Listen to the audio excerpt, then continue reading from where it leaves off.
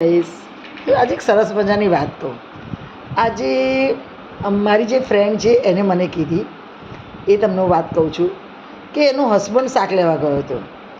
એની ફ્રેન્ડે કીધેલું એના હસબન્ડને કે ભાઈ તું શાક લાવે ને તો ટીંડોળા એકદમ પતલા જોઈને લાવજે, કે જો જાડા ટીંડોળા ના લાવતો. પેલા ભાઈ શાક લેવા ગયા એનો હસબન્ડ, તો ટીંડોળાવાળા એવું કીધું કે સાહેબ 30ના 250. તો પેલા ભાઈએ કીધું કે ભાઈ તો 50ના 500 હોય છે, કારણ કે અત્યારે એવું હોય છે કે 30ના 250 હોય એટલે 50ના 500 આપે તમને, બરાબર. તો 50ના 500 કે નહીં થાય, હું 60ના 500 આપીશ, પણ મારી એક ગેરંટી છે, ઘેર તમને તમારું બૈરું બોલશે નહીં એવા ટીંડોળા આપીશ. બોલો તમારે 10 રૂપિયા બચાવવા છે કે બૈરાની જે બોલે એ ખાતા બચવું છે? તો શ્યોર. પેલા ભાઈએ તેમ કીધું, અલા ભાઈ તું સારો માણસ છે યાર, ના ના આપણે તો બૈરાનું સાંભળવું, એના કરતાં તું તારે 10 વધારે લે અને મને શાક સારું આપ.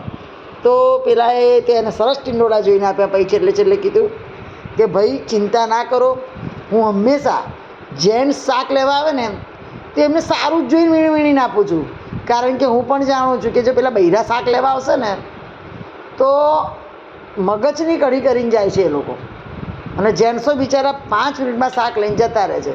એટલે હું જેન્ટ્સને જ વધારે કરું છું કે ના ભાઈ જેન્ટ્સ શાક લેવા આવે ને તેમને સારામાં સારું શાક આપવાનું. કેમ કે ઘરે બૈરાની પેલું શું કહેવાય, એમને બૈરાનું દાટ કે જે બી બૈરાનો ગુસ્સો ના સહન કરવો પડે, આવું શાક લાયા તેવું શાક લાયા.